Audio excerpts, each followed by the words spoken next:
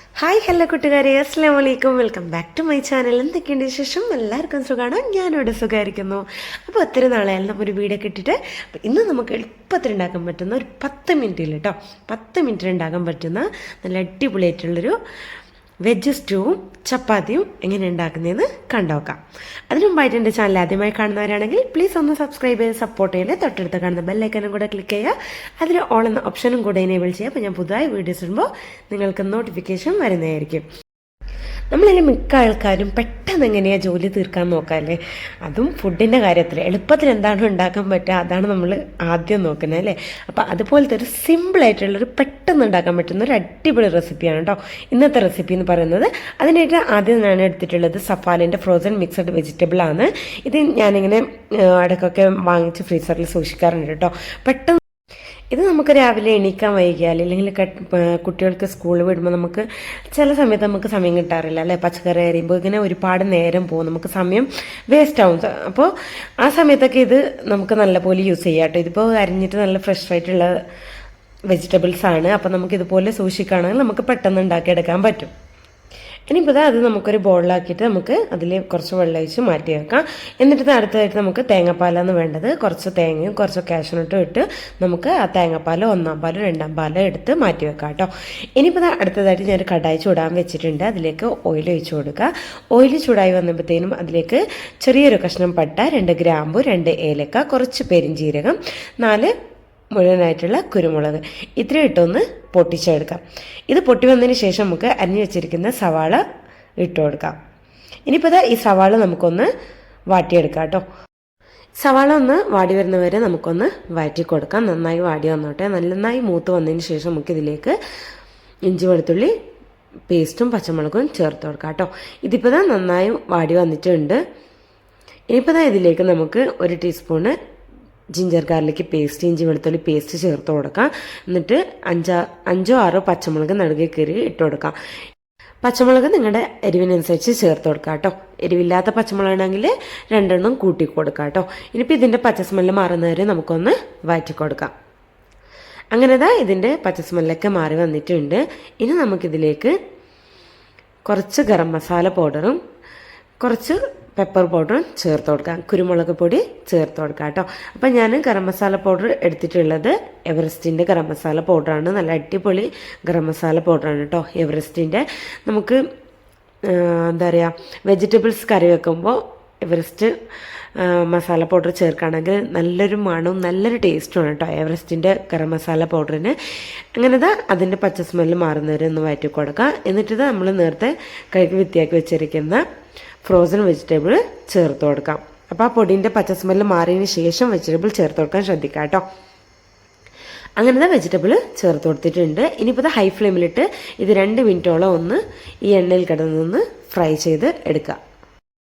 Frozen vegetable അല്ലാതെ നമുക്ക് പച്ചക്കറി അല്ലാതെ നമ്മുടെ സാധാ നോർമൽ പച്ചക്കറി വെച്ചിട്ട് എങ്ങനെയാണ് ഉണ്ടാക്കുന്നതെന്ന് ഞാൻ എൻ്റെ ചാനലിൽ വീഡിയോ അപ്ലോഡ് ചെയ്തിട്ടുണ്ട് കേട്ടോ. വേണമെന്നുള്ളവർ കണ്ടുനോക്കാം. കണ്ടിട്ട് ഉണ്ടാക്കി നോക്കിയിട്ട് അഭിപ്രായം കൂടി പറയാം കേട്ടോ. അങ്ങനെ വെജിറ്റബിൾസൊക്കെ ഒന്ന് ഫ്രൈ ആയി വന്നതിന് ശേഷം നമുക്കിതിലേക്ക് 2-ാം പാല്, തേങ്ങയുടെ 2-ാം പാല് ചേർത്ത് കൊടുക്കുക. അപ്പോൾ നമ്മൾ നേരത്തെ എടുത്തു വെച്ച തേങ്ങാപ്പാൽ ഞാൻ പറഞ്ഞിട്ടുണ്ടായിരുന്നു 2-ാം പാലും 1-ാം പാലും മാറ്റി വെക്കണമെന്ന്. അപ്പോൾ 1-ാം പാൽ എടുക്കുമ്പോൾ കട്ടിക്ക് എടുക്കാം കേട്ടോ. 2-ാം പാല് കുറച്ച് വെള്ളം ചേർത്ത് എടുക്കാം. അപ്പോൾ അങ്ങനെ 2-ാം പാല് ചേർത്ത് കൊടുത്തിട്ടുണ്ട്. ഇതിനിപ്പോൾ നന്നായി തിളച്ച് വന്നോട്ടെ. ഉപ്പ് ഇട്ട് കൊടുത്തിട്ട് നമുക്ക് അടച്ച് വെച്ചൊരു 5 മിനിറ്റ് ഒന്ന് വേവിച്ചെടുക്കാം. 5-6 മിനിറ്റ് മതി കേട്ടോ. ഇത് ഫ്രോസൺ ആയതുകൊണ്ട് തന്നെ പെട്ടെന്ന് വെന്ത് കിട്ടും. ഒരു 5-6 മിനിറ്റ് നമുക്കിതൊന്ന് ഈ വെജിറ്റബിൾസ് ഒന്ന് വേവിച്ചെടുക്കാം. അപ്പോൾ അതിലേക്ക് കാഷ്യൂ ചേർക്കുമ്പോൾ നമ്മൾ നേരത്തെ തന്നെ കുതിർത്ത് മാറ്റി വെക്കണം കേട്ടോ കാഷ്യൂ. അപ്പോൾ നമുക്ക് പെട്ടെന്ന് അരിഞ്ഞ് കിട്ടും കാഷ്യൂ. അങ്ങനെ ഇതിപ്പോൾ ഞാൻ 6 മിനിറ്റ് കഴിഞ്ഞതിന് ശേഷം തുറന്നിട്ടുള്ളതാണ്. ഇതിപ്പോൾ പച്ചക്കറിയൊക്കെ നന്നായി വെന്ത് വന്നിട്ടുണ്ട്, നന്നായി തിളച്ച് വന്നിട്ടുണ്ട്. ഇനിയിപ്പോൾ നമുക്ക് അവസാനമായിട്ട് ഇതിലേക്ക് നമ്മൾ നേരത്തെ എടുത്ത് വെച്ച 1-ാം പാല് ചേർത്ത് കൊടുക്കാം. 1-ാം പാല് ചേർത്തതിന് ശേഷം നമ്മൾ ഒരുപാട് തിളപ്പിക്കേണ്ട ആവശ്യമില്ല കേട്ടോ. ഒരു തിള വന്നതിന് ശേഷം നമുക്ക് ഗ്യാസ് ഓഫ് ചെയ്ത് കൊടുക്കാം. അപ്പോൾ ഈ സമയത്ത് ഉപ്പും കൂടി ചെക്ക് ചെയ്ത് നോക്കാം.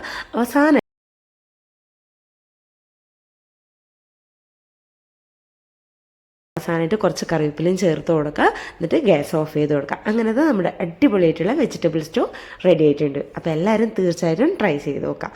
ഇനിയിപ്പോൾ അടുത്തായിട്ട് നമുക്ക് ചപ്പാത്തി എങ്ങനെ ഉണ്ടാക്കുന്നത് നോക്കാം. അതേപോലെ ചപ്പാത്തിക്ക് ഞാൻ മാവ് കുഴച്ച് വെച്ചിട്ടുണ്ട്.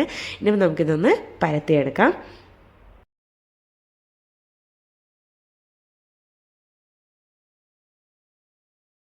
ചപ്പാത്തിൻ്റെ മാവ് എങ്ങനെയാണ് ഉണ്ടാക്കുന്നതെന്ന് മാവ് കുഴക്കുന്നത് എങ്ങനെയാണെന്ന് ഞാൻ ഡീറ്റെയിൽ ആയിട്ട് എൻ്റെ വീഡിയോയിൽ കാണിച്ചിട്ടുണ്ട് കേട്ടോ.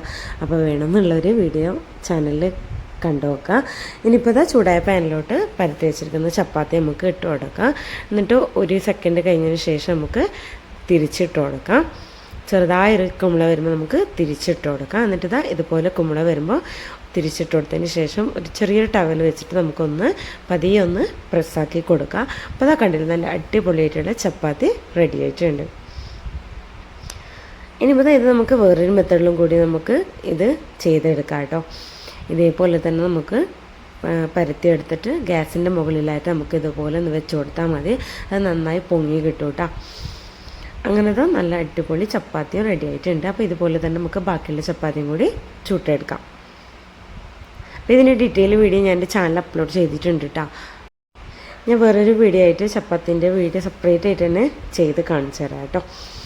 അങ്ങനെ ബാക്കിയുള്ള ചപ്പാത്തിയും കൂടി നമുക്ക് ചുട്ടെടുക്കാം. ഇനിയിപ്പോൾ നമുക്ക് ഇതുപോലെ തന്നെ നമുക്ക് ചൂടായ പാനിലിട്ട് ചപ്പാത്തി ഇട്ട് കൊടുക്കാം. എന്നിട്ട് ചെറിയ കുമ്പള വരുമ്പോൾ നമുക്ക് തിരിച്ചിട്ട് കൊടുക്കാം.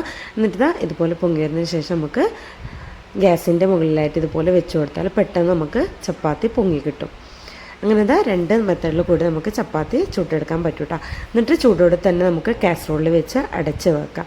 അപ്പോൾ ഈ സോഫ്റ്റ്നെസ് നമുക്ക് ഒരുപാട് നേരം ഉണ്ടാവും കേട്ടോ. വൈകുന്നേരം വരെ അത് നല്ല സോഫ്റ്റ് ആയിട്ട് തന്നെ ഉണ്ടാവും. അങ്ങനെ നമ്മുടെ വെജ് സ്റ്റൂവും ചപ്പാത്തിയും റെഡി ആയിട്ടുണ്ട്. നല്ല അടിപൊളി ടേസ്റ്റുള്ള വെജ് സ്റ്റൂവും ചപ്പാത്തിയാണ്. അപ്പോൾ എല്ലാവരും തീർച്ചയായിട്ടും ട്രൈ ചെയ്ത് നോക്കാം. ട്രൈ ചെയ്ത് നോക്കിയിട്ട് ഫീഡ്ബാക്ക് അറിയിക്കാൻ മറക്കല്ലേ. അപ്പോൾ ഇന്നത്തെ റെസിപ്പി ഇത്രയുള്ളൂ. നിങ്ങൾക്ക് എല്ലാവർക്കും എൻ്റെ വീഡിയോ ഇഷ്ടപ്പെട്ടു എന്ന് വിചാരിക്കുന്നു. ഇന്നത്തെ റെസിപ്പി നിങ്ങൾക്ക് എല്ലാവർക്കും ഇഷ്ടപ്പെട്ടു എന്ന് വിചാരിക്കുന്നു. വീഡിയോ ഇഷ്ടപ്പെട്ടാൽ എന്നും പറയാനുള്ളത് പോലെ ലൈക്ക് ചെയ്യാനും ഷെയർ ചെയ്യാനും കമൻറ്റ് ചെയ്യാനും മറക്കരുത്. എൻ്റെ ചാനൽ പുതുതായി കാണുന്നവരാണെങ്കിൽ പ്ലീസ് ഒന്ന് സബ്സ്ക്രൈബ് ചെയ്ത് സപ്പോർട്ട് ചെയ്യണേ. തൊട്ടടുത്ത് കാണുന്ന ബെല്ലൈക്കനും കൂടെ ക്ലിക്ക് ചെയ്യുക. അതിൽ ഓൾ എന്ന ഓപ്ഷനും കൂടെ ഇനേബിൾ ചെയ്യുക. അപ്പോൾ ഞാൻ പുതുതായി വീഡിയോസ് വരുമ്പോൾ നിങ്ങൾക്ക് നോട്ടിഫിക്കേഷൻ വരുന്നതായിരിക്കും. അപ്പോൾ ഇൻഷാ അല്ലാഹ് മറ്റൊരു സിമ്പിൾ റെസിപ്പിയുമായി അടുത്ത വീഡിയോയിൽ കാണാം. അതുവരെയും എൻ്റെ എല്ലാ കൂട്ടുകാർക്കും ബായ്, അസ്സലാമു അലൈക്കും.